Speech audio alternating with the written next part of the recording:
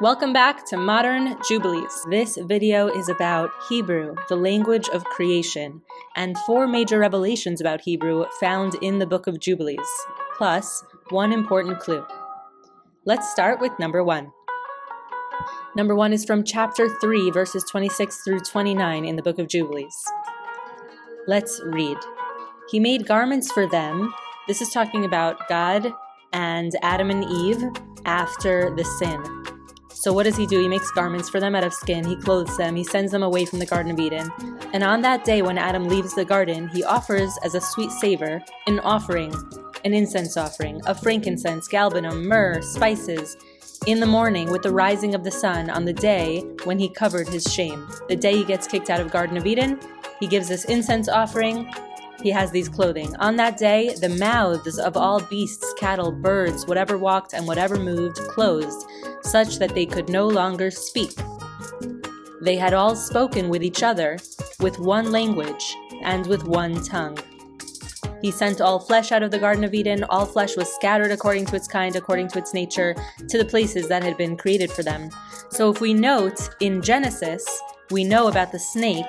The snake's curse is told in Genesis, it's not told in Jubilees, and the curse is now the snake has to crawl on its belly. And we're not told there that it also loses its ability to speak. We don't see it inside the text in Genesis. Where do we see it? Right here in Jubilees, that not only was the snake taken away its ability to speak, not only can the snake no longer speak, no one can speak now intelligibly. Apparently, the animals could communicate intelligibly. Apparently, they understood Hebrew in some way. Hebrew is very intuitive. Is the mayim, the waters, and sh is the esh, the fire, and things like that. So it's a very intuitive, natural kind of language inherent within creation, but we get ahead of ourselves. So the snake is taken away its ability to speak, and so is everyone. On that day, the mouths of all beasts, cattle, birds, whatever walked and whatever moved, closed, such that they could no longer speak. They had all spoken with each other with one language and with one tongue. What language could that be? What tongue could that be? In the Bible, in Genesis, we see the creation of the universe in 10 utterances where God says, let there be this, and there should be this, and etc. And it's all in the Hebrew language. The Bible is given in the Hebrew language. These commands are given in the Hebrew language. And so here we see they all spoke with one language and with one tongue. Let's go further to number 2. Number 2 is something you might be more familiar with, but we're gonna pivot out of it. Genesis 11:1. The entire earth had one language with uniform words. So again, what language could this be at the very beginning of creation after God gives these commands in Hebrew to create the universe? Chapter 10, verses 22 through 25 in Jubilees. Here's what it says. God our Lord said to us, behold, they are a single people. They've begun doing this. I won't hold back from them. He's talking about, let's go down and confuse their speech so they won't understand one another. The people had begun to build a tower up to the heavens, and God says to the angels, let's go confuse them. This is going too far. They will be dispersed into cities and nations. One united purpose will no longer be with them until the day of judgment. God descended, and we descended with him to see the city and the tower that the humans had built. This is speaking from the angels' perspective, Jubilees. Verse 24, he confused their language, and they no longer understood one another's speech. They then ceased to build the city and the tower. For this reason, the whole land is called Babel. The whole land of Shinar, which is Iraq or Babylon, is called Babel, as there God confused all the languages of the humans. And from there they were dispersed to their cities, everyone according to their language and their nation. So in Hebrew, this word Babel comes from the word balal, to confuse. And along the line of this confusion of the language that they all spoke, so all the animals spoke a language, then they get that ability taken away from them after the sin of Adam. And now all humans speak one language, and they get that ability to understand each other. We get that ability to understand each other taken away from us when we build this tower and city to reach God, to reach the heavens. We get this power taken away from us to completely understand one another in this singular language, and everything gets confused. Now, this reminds me of countless examples in Jubilees where names are explained by their Hebrew meanings. And we see this in the Bible too, but we see extra ones in Jubilees. And these come, for example, before the Tower of Babel. Let's give a few examples. Seth in English is Shet in Hebrew in 4:7 of Jubilees. Why did they call him Seth, Shet? Because they said, I will raise up a second seed on earth in place of Abel, Hevel, who Cain had killed. After Cain killed Abel, Seth is the third son who's now born. And he is called Seth because shatat is from the word to put or lay, related to shatal, to plant. I will raise up a second seed on earth. Now I'm laying the foundations, I'm planting a seed for a new human and a new beginning. That is where Shat comes from, Seth. Another one, Jared in 4:17. Jared is from Yared or Yered. He names him Jared. What does it say? Because in his days the angels of God descended onto earth to teach the humans they should practice judgment and uprightness on earth. Yared will descend. Another one, Peleg in 8:8. He named him Peleg because in the days when he was born, the children of Noah began to divide the earth. Pilug is division into factions. So he therefore called him Peleg. They had divided the earth among themselves secretly and then told Noah. This is the whole idea of the division of the earth. All right, so that's all one thing, and that's all maybe we know. Let's get into 3 and 4, which are huge revelations from the Book of Jubilees. Number 3 is from chapter 12, verses 22 through 31. I want to go through these because, again, we might be familiar from Genesis with this Lech Lecha, go to yourself, go out of your country. And this is quoted here. And so let's read it. Go out of your country, from your birthplace, from the house of your father, to a land that I will show you, God says to Abraham. I will make you into a great and numerous nation. I will bless you and make your name great. You will be a blessing on earth. Those that bless you, I will bless, and those that curse you, I will curse. All the nations of the earth will be blessed through you. And now Jubilees speaks. I will be and he continues in this book, I will be a God to you and to your son's sons, and to all of your descendants. Do not fear, from now and for all generations of the earth, I am your God. And here the Lord God says, to who? Apparently to angels, or to the angel who is the narrator of Jubilees. Open his mouth and his ears, so that he can hear and speak with the language that has been revealed. It had ceased from the mouths of all of humanity from the day of the confusion at Babel. I opened his mouth, ears, and lips, and I began to speak with him in Hebrew, in the language of creation. He took the books of his fathers that were written in Hebrew, and he copied them. From then on, he began to study them. I revealed to him everything he could not understand. He studied them during the 6 rainy months. And in the 7th year of the 6th week, he speaks to his father and informs him, I'm leaving Haran, I'm going to the lands of Canaan to see it and return, and I'll return to you. And Terach, his father, says, go in peace, may the God of the world straighten your path, may God be with you, protect you from all evil, and grant you grace, mercy, and favor in the eyes of those who see you. And may none of the children of men have power over you to do you evil, go in peace, etc. So now his father is totally supportive of him. He's apparently aware that Abraham has been given this power of being able to hear and speak with Hebrew. It says it straight out in this Book of Jubilees how this occurs. After Abraham begins making this strong covenant with God, God opens his ears and his mouth, and he asks an angel to reveal to him all of these secrets, essentially, about Hebrew. It's a very intuitive language, and so it's sort of like riding a bike. Once you learn these things, they're with you forever, and they stick with us. It's only through some sort of curse that we're blocked from understanding this very intuitive, natural, and sacred language. That is number 3. And of course, we know Hebrew.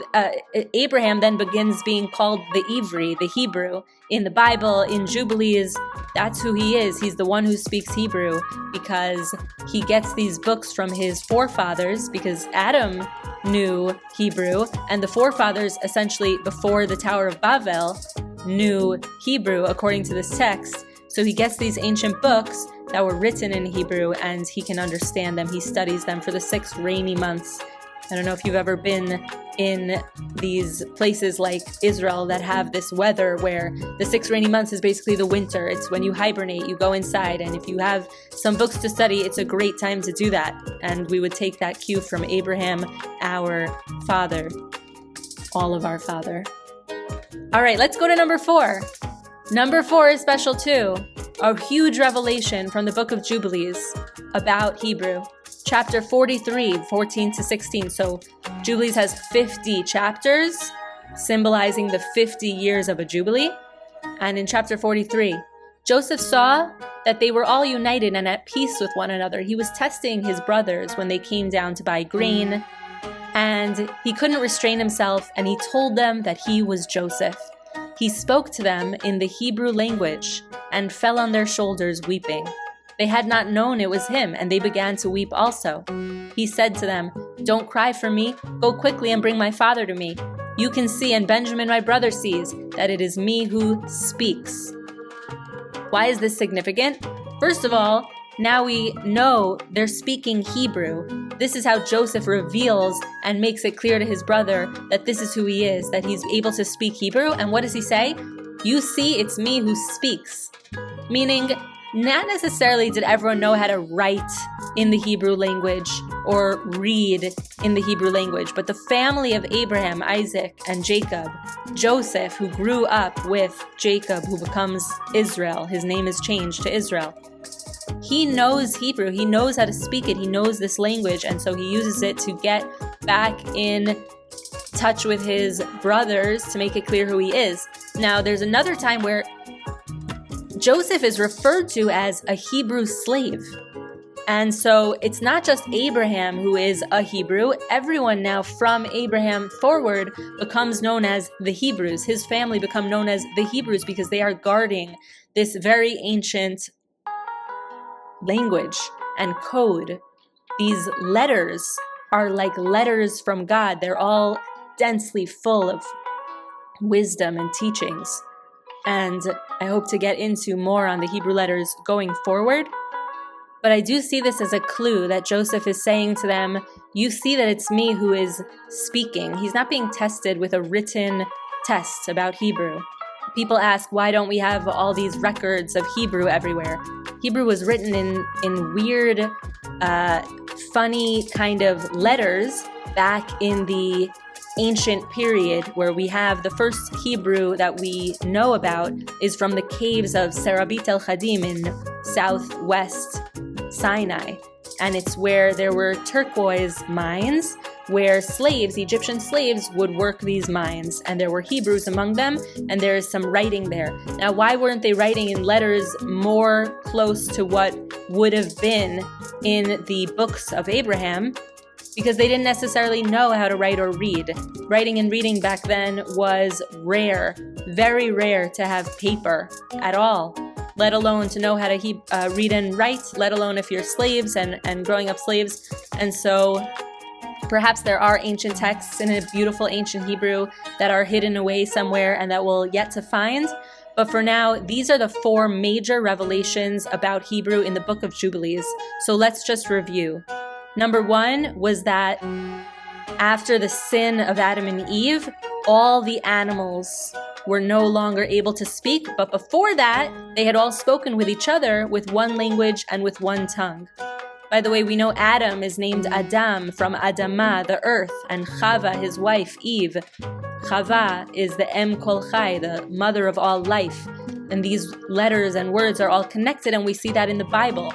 And so it's clear when you study the Bible in Hebrew how holy this text is and how ancient this text is, how everything is so connected.